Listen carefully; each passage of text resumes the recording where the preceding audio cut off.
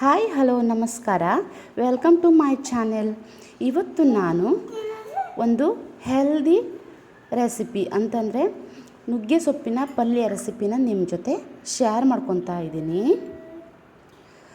ನಾನು ಇಲ್ಲಿ ಸ್ವಲ್ಪ ನುಗ್ಗೆ ಸೊಪ್ಪನ್ನು ಬಿಡಿಸಿಟ್ಟು ಅದನ್ನು ವಾಶ್ ಮಾಡಿ ಇಟ್ಕೊಂಡಿದ್ದೀನಿ.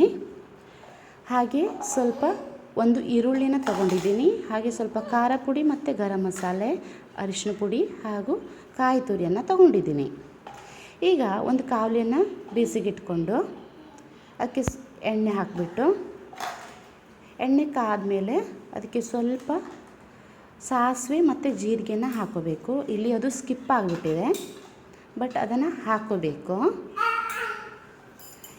ಈ ನುಗ್ಗೆ ಸೊಪ್ಪು ಕಣ್ಣಿನ ಆರೋಗ್ಯಕ್ಕೆ ತುಂಬ ಒಳ್ಳೆಯದಂತಲೇ ಹೇಳ್ಬೋದು. ಹಾಗೆ ನಾನು ಈರುಳ್ಳಿಯನ್ನು ಸೇರಿಸ್ಕೊತಾ ಇದ್ದೀನಿ. ಈರುಳ್ಳಿನ ಸೇರಿಸ್ಕೊಂಡು ಫ್ರೈ ಮಾಡಬೇಕು. ಇದು ನಮ್ಮ ರಕ್ತ ಶುದ್ಧಿಗೂ ಕೂಡ ಹೆಲ್ಪ್ ಮಾಡುತ್ತೆ. ವೀಕ್ಲಿ 1 ಟೈಮ್ ಆದರೂ ನುಗ್ಗೆ ಸೊಪ್ಪಿನ ಪಲ್ಯವನ್ನು ತಿನ್ನೋಕ್ಕೆ ಟ್ರೈ ಮಾಡಬೇಕು. ಹಾಗೆ ಇದಕ್ಕೆ ಸ್ವಲ್ಪ ಉಪ್ಪನ್ನು ಸೇರಿಸೋದ್ರಿಂದ ಬೇಗ ಇದು ಬೇಯುತ್ತೆ. ಹಾಗೆ ಕುಕ್ ಮಾಡ್ಕೋಬೇಕು. ಆಮೇಲೆ ಇದಕ್ಕೆ ಸ್ವಲ್ಪ ಅರಿಶಿಣ ಪುಡಿಯನ್ನು ಹಾಕಬೇಕು. ಅರಿಶಿಣ ಪುಡಿಯನ್ನು ಹಾಕಿದ್ದೀನಿ ನಾನಿಲ್ಲಿ. ಹಾಕಿಬಿಟ್ಟು ಬೇಯಿಸಬೇಕು. ಇದು ಏನಂತಂದರೆ ಈಗ ತುರ್ಕೆ ಎಲ್ಲ ಶುರುವಾಗತ್ತಲ್ಲ, ಇದನ್ನು ತಿನ್ನೋದ್ರಿಂದ ಅದನ್ನು ಕೂಡ ಅವಾಯ್ಡ್ ಮಾಡ್ಬೋದು. ತುರ್ಕೆ ಆಗಿಬಿಟ್ಟು ಮೈಯಲ್ಲಿ ದದ್ದ ಥರ ಹೇಳುತ್ತಲ್ಲ, ಅದನ್ನು ಕೂಡ ಇದನ್ನು ತಿನ್ನೋದ್ರಿಂದ ಅವಾಯ್ಡ್ ಮಾಡ್ಬೋದು. ಹಾಗೆ ನಾನು ಸೊಪ್ಪನ್ನು ಹಾಕ್ಕೊತಾ ಇದ್ದೀನಿ. ಇಲ್ಲಿ ತುಂಬ ಅನಿಸುತ್ತೆ, ಸೊಪ್ಪು ತುಂಬ ಅನಿಸುತ್ತೆ, ಬಟ್ ಅದು ಸ್ವಲ್ಪ ಬೆಂದ ಮೇಲೆ ಕಡಿಮೆ ಆಗುತ್ತೆ. ಫ್ರೈ ಮಾಡ್ಕೋಬೇಕು. ಚೆನ್ನಾಗಿ ಮಿಕ್ಸ್ ಮಾಡ್ಕೋಬೇಕು. ಚೆನ್ನಾಗಿ ಮಿಕ್ಸ್ ಮಾಡಿಕೊಂಡು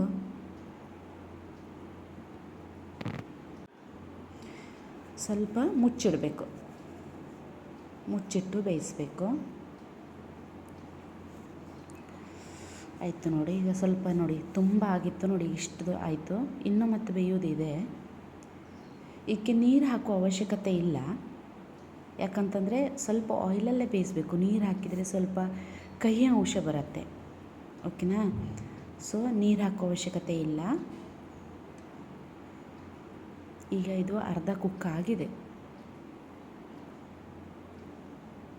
ನೋಡಿ ಕಾಣ್ತಾ ಇದೆ. ಈಗ ಸ್ವಲ್ಪ ಅರ್ಧ ಕುಕ್ ಆಗಿದೆ ಅಲ್ಲ, ಇದಕ್ಕೆ ನಾವು ತೆಗೆದಿಟ್ಕೊಂಡಂಥ ಖಾರ ಪುಡಿ ಮತ್ತು ಗರಂ ಮಸಾಲೆ ಪೌಡರನ್ನ ಹಾಕ್ಕೋಬೇಕು. ಎಷ್ಟು ಖಾರ ಬೇಕೋ ಅಷ್ಟನ್ನು ಹಾಕ್ಕೋಬೇಕು. ಹಾಗೆ ಸ್ವಲ್ಪ ಕಾಯಿ ತುರಿಯನ್ನು ಕೂಡ ಸೇರಿಸ್ಕೋಬೇಕು.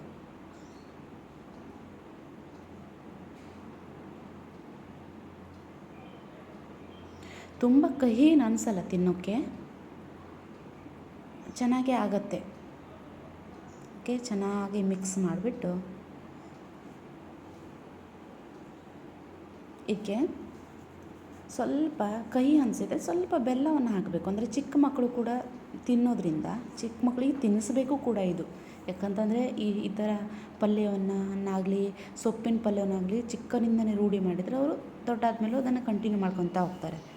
ಸ್ವಲ್ಪ ಬೆಲ್ಲ ಹಾಕಿದರೆ ಅವರು ಕೂಡ ತಿಂತಾರೆ. ಸೊ ಇದು ಕುಕ್ ಆಗಿದೆ ನೋಡಿ. ಈಗ ಇಷ್ಟು ಮಾಡಿದರೆ ನುಗ್ಗೆ ಸೊಪ್ಪಿನ ಪಲ್ಯ ರೆಡಿ ಆಗುತ್ತೆ. ಸೊ ಈ ರೆಸಿಪಿ ನಿಮಗೆ ಇಷ್ಟ ಆದರೆ ನನ್ನ ಚಾನಲನ್ನು ಸಬ್ಸ್ಕ್ರೈಬ್ ಮಾಡ್ಕೊಳ್ಳಿ. ಪ್ಲೀಸ್ ನನಗೆ ಸಪೋರ್ಟ್ ಮಾಡಿ. Thank you.